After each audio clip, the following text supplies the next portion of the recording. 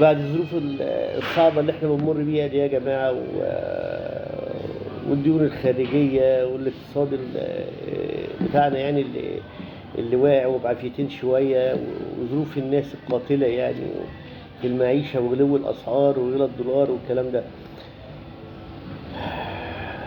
أما النهاردة بقى لما تيجي تبص تلاقي بعض الدول للأسف التي تنسب إلى الإسلام، أو بعض الدول التي تنسب إلى الإخوة العربية، يعني زي السعودية وزي الكويت، يطلع منها ناس سواء سياسيين أو ناس يتكلموا إن إزاي مصر تتسول وبتشحت وبتعمل.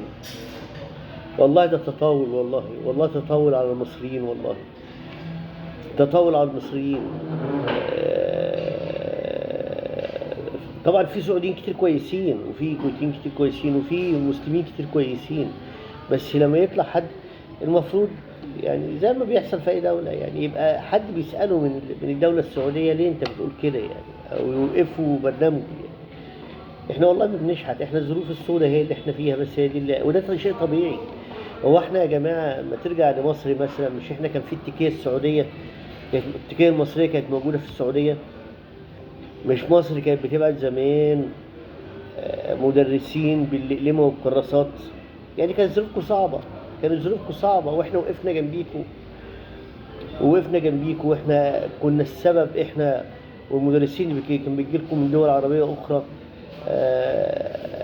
في النهضة الثقافية بتاعتكم. يبقى ايه لازمته الكلام؟ ايه لازمته؟ ما جيناش قلنا انتوا عملنا فيكم وسوينا فيكم.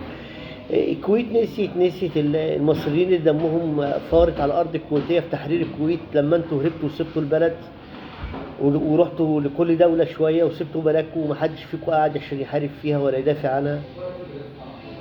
ومع ذلك احنا رحنا مهما هتعملوا معانا، ومهما هتساعدونا، ومهما هتقفوا جنبينا، ده دوركم يا جماعه، دوركم. ما اللي هو اخوه ومجلس عربي وكلام في الهجايس، دوركم ان انتوا تقفوا جنبينا. في اخطاء ممكن تكون عندنا، بس انتوا دوركم ان انتوا تخلوا مصر واقفه على رجليها، لان مصر هي اول بلد بتستنفر عشان تدافع عنكم.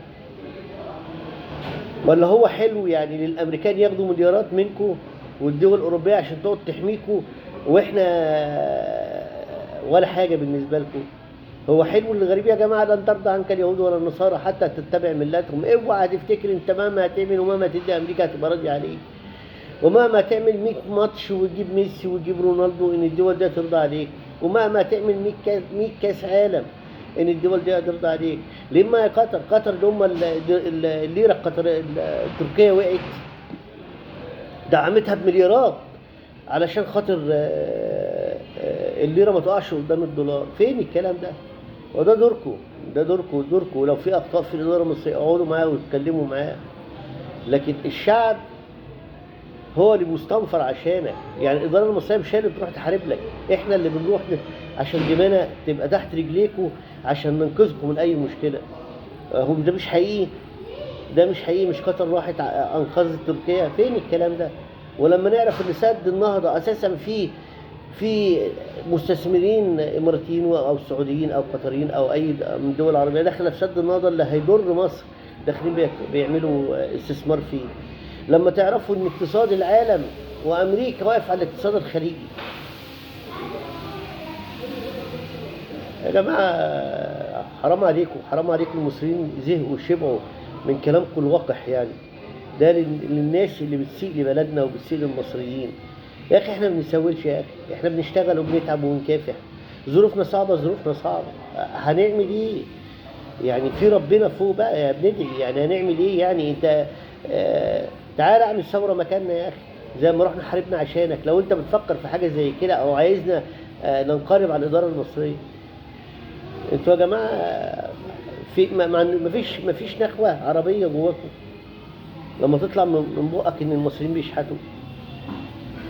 يا راجل ده المصري بيروح يهان عندكم ببلدكم ويشتغل ويتعب، واكتر واحد بيتهان واقل واحد بياخد فلوس، وبيجي الاجنبي عندكم عقدة الخواجه ياخد قد المصري 20 مره ويشتغل منه اقل منه. ليه؟ عشان اجنبي. يا جماعه ارجعوا لنفسيكم. وما انت بمخلد وهم مخلدون. سيدنا النبي مات انتوا فاكرين ان انتوا هتعيشوا، ربنا كرمكم وممكن يحوش عنكم ويجيب في اخباركم وتبقوا شحاتين مش لاقيين تاكلوا. ساعتها مصر مش هتقف جنبيكم، هنقف جنبيكم والله. لو هنشارككم بيوتنا هنقف جنبيكم. هنقول ايه غير لا حول ولا قوه الا بالله، حسبي الله ونعم الوكيل يا رب. ولينا والشعب ليه ربنا والله، واحنا لينا ربنا.